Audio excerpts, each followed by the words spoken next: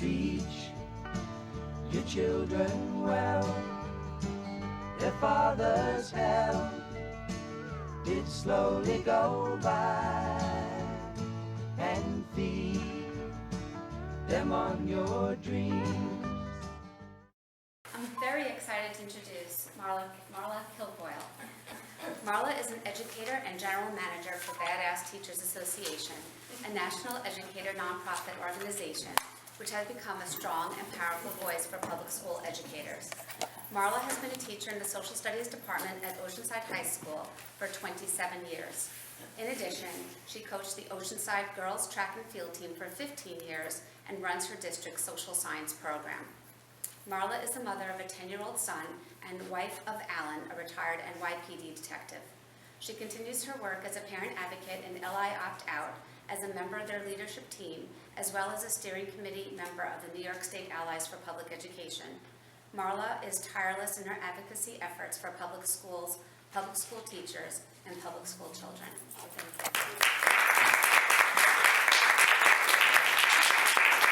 We might have some tech glitches, so.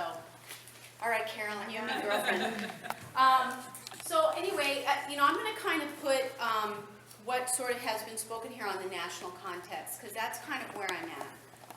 Through the work that I do with the Badass Teachers Association, I don't think anybody in this room spends more time online than I do, talking with teachers from Kansas and California and Oregon and Washington and Louisiana. So I kind of want to put what's happened here on the national context. But I want to preface it by saying this, and Jeanette and I always laugh about this, and it's a horrible thing to laugh about. But up to about 3 to 4 years ago, our lives were very, very quiet. I mean, we were the white suburban moms. We were. Quiet, everything was wonderful, and then, ba-boom. And I don't really want to be here tonight. I don't. I don't want to have to drive in the rain. I don't want to, I just told Dr. Hines I was in New Paltz on Friday speaking to a big group up there. We don't want to do this, but we have to. And as we've spoken, once you learn the truth and you're a moral and you're an ethical person, you can't not speak out. So the story that I'm going to tell you today, I hope that you'll share, because it's the national story. And Dr. Hines is right. New York we're being watched big time, big time. So go ahead, Carolyn, we'll get that next slide if you don't mind, kind of work through some of this stuff. I'm going to start tonight with just a quick story that was shared by a teacher in California. You guys probably all know this picture. It's got a lot of play on social media. But the story is, I'm not going to read you the entire title. I'm going to give it to you at the end of this story. I'm going to read it to you real quick, if you don't mind. But the story of this is, today my kids took the Common Core map test, and the map is given in California, and this is a story from a California teacher. So I'm going to read it to you, and then I'm going to tell you the real title. The teacher says, "We've been told to set up each child with their own account on their numbered Chromebook. The teacher on special assignment came around and spent about an hour in each class doing this in previous weeks. We didn't know exactly when the test was going to be given, just that sometime on Thursday or Friday the proctors would come in and test the kids. I set out morning work for my kids today, but before the bell rang, the proctor arrived. I quickly swept off the tables, and she said we begin right away, and we went out to pick up my class. While the proctor set up the computers, disregarding what we had done, that hour the TOSA spent in each class was unnecessary. I went through the usual morning routine. Parents who happened to be in the room scrambled to unpack the headphones, which had arrived in the office that morning, and distribute the computers. We started a half hour late. The kids were excited to be using the computers, but that didn't last for long. The test was adaptive. When a child answers a question, the next batch of questions is slightly harder or easier, depending on the correctness of their answer. The math and language arts sections each had, remember this, 57 questions each. Okay? Remember that. The kids didn't understand that to hear the directions you needed to click on the speaker icon. So we slipped around the room trying to explain this to them. Answers were selected by a drop and drag with the trackboard. No mouse was available. A proctor in one room said that if a child indicated their answer, an adult could help. Other proctors didn't allow this. I had trouble dragging and dropping the mouse myself on the little trackpads as an adult. Kids in one class took 5 hours to finish. Kids were crying in 4 of the 5 classes. There were multiple computer crashes. Okay, you just sit there while we fix it. Don't talk to anyone. There were kids sitting for a half hour with the volume off on their headsets, but not saying anything. Kids accidentally swapped tangled headsets and didn't seem to notice that what they'd heard had nothing to do with what they saw on the screen. Kids had to solve 8 plus 6 when the answer choices were 0 to 9 and had to drag and drop first a 1, then a 4 to form a 14. There were questions where it was only necessary to click an answer, but the objects were movable for no reason. There were kids tapping on their neighbors' computers in frustration, and to go to the next question, one clicks next in the upper right-hand corner, which is also where the pop-up menu comes up to take to other programs or shut the program entirely down. So there were many instances of kids shutting down the entire test, winding up in a completely different paragraph. Is this what we want for our youngest children? And the real title of this story is, Today, My Kindergartners Took a Test Called the Common Core Math. Okay, Carolyn? So, just quickly, I don't know, just a little bit about who I am. I always feel like sometimes I have to qualify myself when I speak. Like, you're probably like, well, who's this lady? This organization's weird or whatever. I am the mother of a 13-year-old child in public school. He also happens to be a young man with learning disabilities. So, we've worked very, very hard. I've been a teacher for 29 years. I have a master's in education. I'm national board certified, and I've taught in rural, urban, and suburban areas. So I've had experience teaching in all those areas. I am the executive director of BATS, and I don't want to say the word in this holy house, and also on the steering committee for the New York State Allies for Public Education. So what do BATS do? These are just some things quickly. We're a national education activist organization. We started out as a Facebook group. We've got a pretty big reach. We currently have legislation in the new ESSA law, which requires Title II money to be used to study teacher workplace conditions, which is good. We had 60 appointments in Capitol Hill this summer. We wrote an amicus brief that was filed in the Supreme Court this summer in the Friedrichs versus CTA case. That was interesting. And we're now currently working on 2 grants with the United States Department of Education to study teacher workplace conditions and how that influences children's social and emotional outcomes. So we're busy. We're a busy group. So I'll just talk a little bit about the national context. And those are just some of the things we've done. The teacher that got yelled at by Chris Christie, remember her? She's a bat. Yeah. But she is. Yeah, she is. Melissa, she's actually our assistant executive director. Okay, thanks, Carol. So we'll put it on the national context. A lot of people have been talking about attacks on public education. So who's kind of really doing it? Some really, really wealthy foundations. Bill Gates. I know that's shocking, but his foundation is part of that. The Walton Foundation of Walmart. Okay. The Broad Foundation, Eli Broad, I think he owns like everything in the country. And the Koch brothers through the Charles Koch Foundation. In fact, the Koch brothers are the leading wonderfulness that led to the attack on teachers' unions here in the country. They kind of really financed all of that. So you have some really, really wealthy foundations seeking to privatize public education. And they're doing it for 2 reasons. They're doing it to make more money, believe it or not. Can Bill Gates get any more richer than he is? But they're really doing it for the power and control.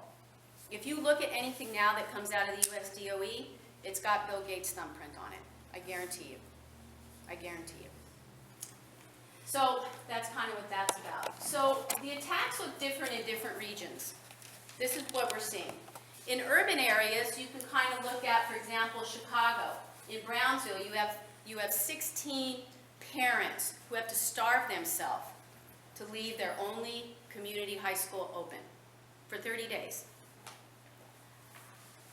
Those are our diet hunger strikers. In New Orleans, after Katrina, they shut down all the public schools. They only have 5 traditional public schools left. They're now all charterized.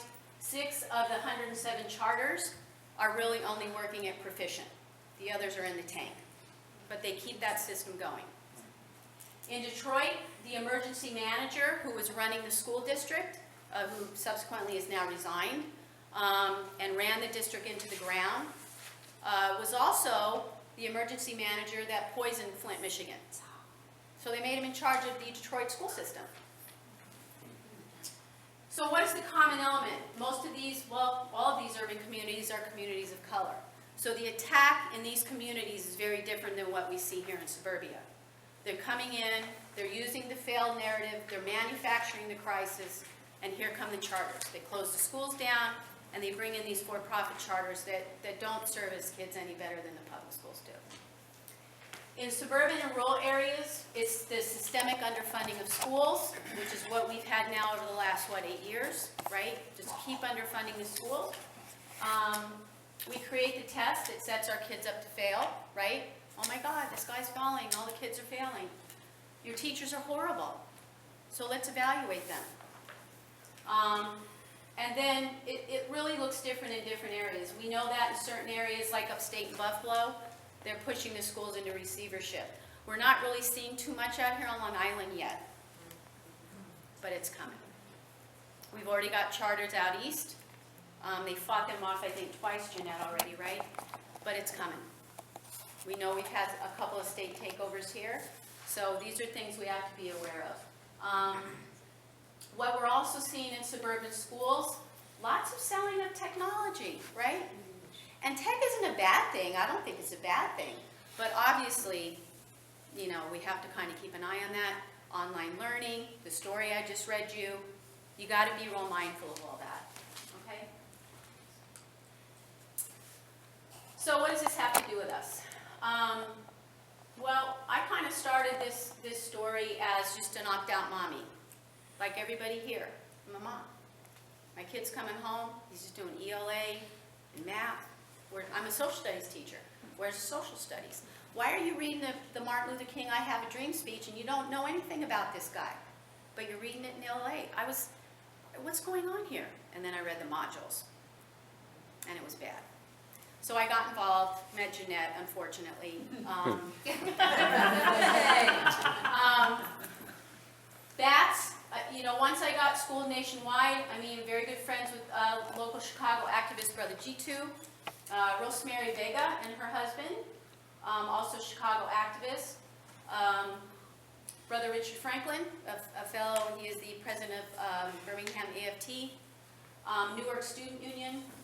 And that's a picture of me when I interviewed for the Regents about 3 weeks ago. They didn't give me the job, but I tried. What? So I think when you meet all of these people and you see the struggles that are going on outside of your kind of area, you have to get involved. You have to.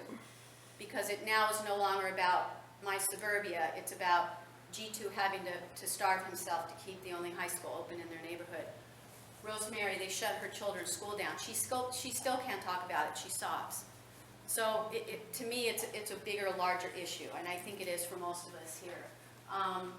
So we have to be an upstander for everybody. Jeanette uses that word a lot, and that's what we do. So that's kind of where my opt-out story went to. So how are our teachers feeling? Well, I'll tell you nationwide, this is how they're feeling. They're defeated, they're demeaned, they're demoralized, they're beat down, they're frustrated. You know, teacher's work environment is your child's learning environment, and they're not feeling good. I'll invite you to go to the BATS AFT Quality of Work Life Survey. There's tons and tons of data there from over 30,000 teachers that answered our survey. 90,000 started it, 30,000 answered it, and they're not feeling good nationwide. So that's something to remember. So what can you do? Get educated. Great place to start, Diane Ravage's blog. She's very concise. She also covers the nation. Journey for Justice and Alliance to Reclaim Our Schools are also very good. The Nice Safe website is excellent. And the BAT blog. We've got teachers writing from us from all over the country, parents, that's a good place to go. Commit to doing what you can do. Do what speaks to your heart. If you're a good writer, write. If you're a good organizer, organize something. What speaks to your heart? If you're good at making t-shirts, make t-shirts. If you're good at writing opt-out letters, do that too. Big thing, make appointments with your lawmakers, hold them accountable, visit them. You have to look them in the face. I've sent 9 billion emails. I found it most powerful when you sit down with them and you really tell them your story. That makes a big difference. Hold your school officials accountable. If they're using the AstroTurf rhetoric, and some of them do, hold them accountable. Don't let them use that. Your schools aren't failing. Maybe they're struggling, but they're not failing. Because when you say schools are failing, that means you're saying kids are failing. I call that AstroTurf rhetoric, by the way. Are we done? Okay. I think that's my spiel. Thank you.